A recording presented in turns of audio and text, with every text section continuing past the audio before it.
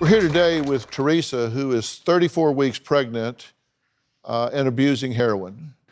I want to add to this conversation a very dear friend and respected colleague of mine, Dr. Charles Sophy.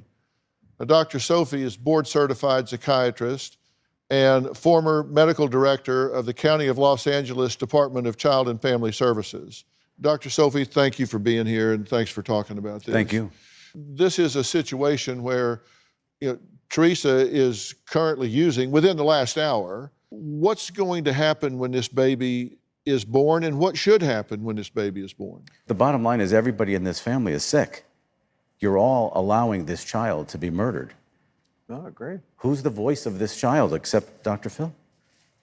Is there any chance, if there's no one in the family that is capable, strong enough, unselfish enough to protect this baby, is there any chance in hell that Department of Child and Family Services is not going to be in that delivery room and take this child? They're there now probably waiting.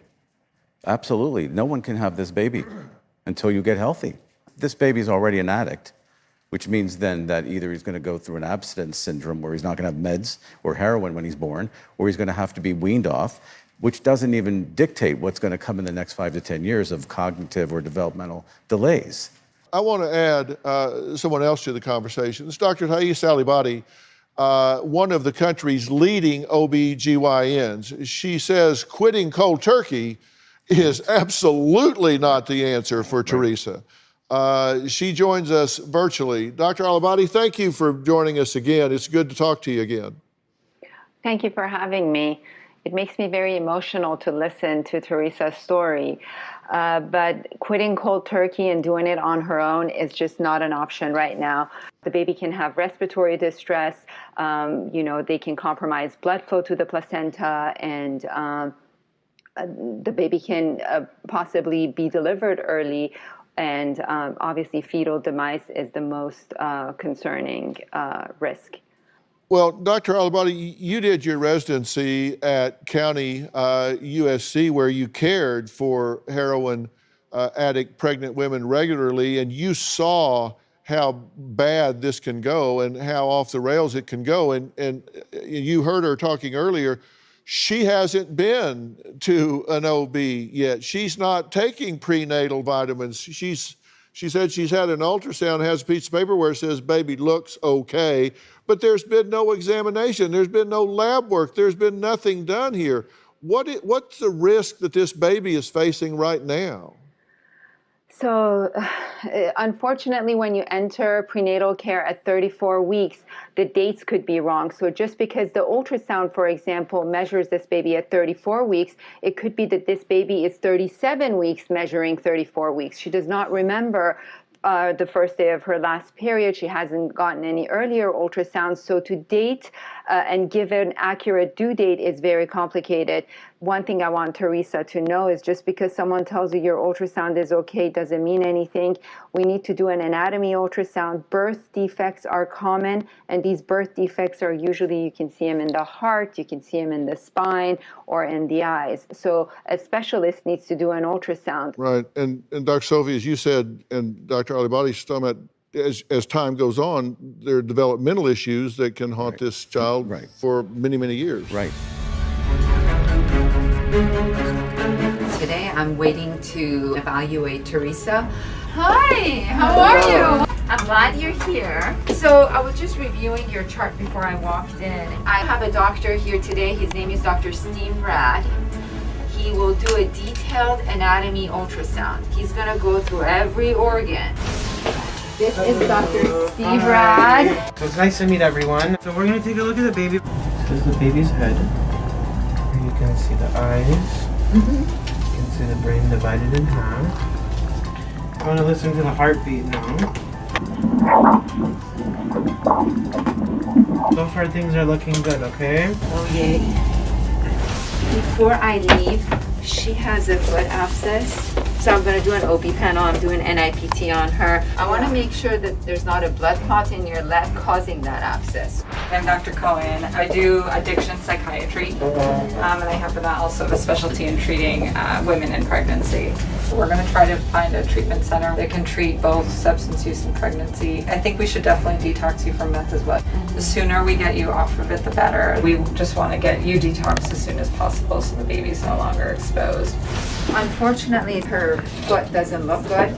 So before she gets septic, we're going to admit her to the hospital. As we speak, I think she's using something in the bathroom, which is fine. That's why you're here. We're doing this because Dr. Phil asked us to do it, and I care for her. It breaks my heart. I know what these patients go through. How are you feeling? Nervous and terrified, but excited at the same time. I'm really grateful that I have all these amazing people helping me.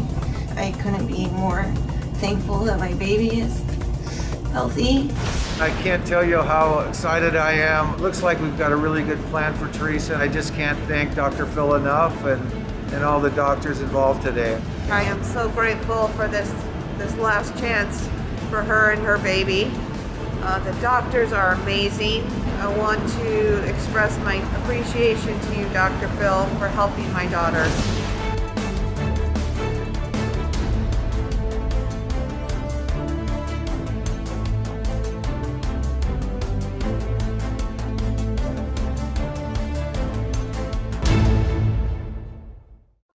A mom-to-be. Teresa is 34 weeks pregnant and abusing heroin. You kind of get warm sensation, floods all over your entire body. A family of enablers. You're giving her money knowing she's buying poison to put in her veins. I've been in recovery. I know you can't make somebody get sober. A race against time. This isn't about you anymore. It's about your innocent, unborn child. New Dr. Phil.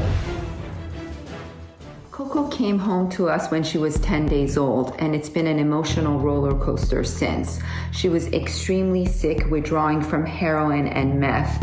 She had jerky movements of her arms and legs, and she would have twitches every few seconds. We held her in our arms for 4 weeks, 14 to 16 hours of skin to skin each day for the first 10 days.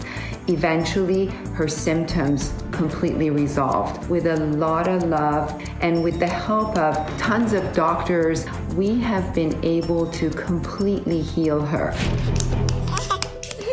When she was little, we were told to walk away from her. We were told that she would scream her head off, that she would not talk or walk in time. Hi, Coco. Hi.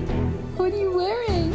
Well, today she's 14 months. She's thriving. She started using her words at approximately 10 months. Good job, Coco. At 12 months, she started walking. She is extremely bright. She is the happiest baby on the block. Look forward to the future with Coco and her family.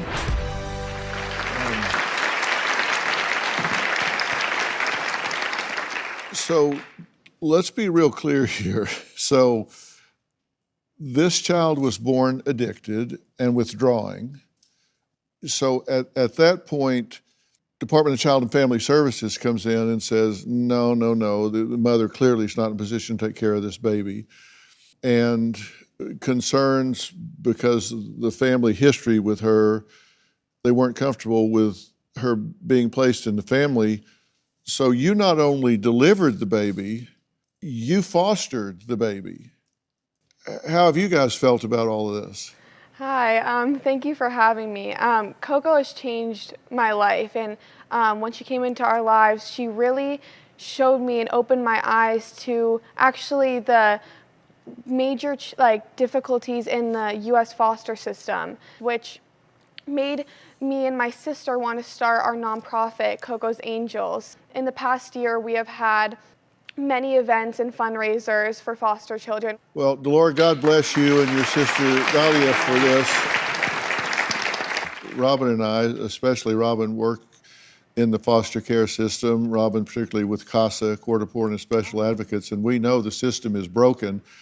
And if that child had spun off into the foster system, Robin, she would probably not be thriving at all, right? Oh, that is so true. I am so moved. My heart is so full. The love, the dedication, the compassion that all of you have shown this young baby is overwhelming. God bless all of you. God bless you.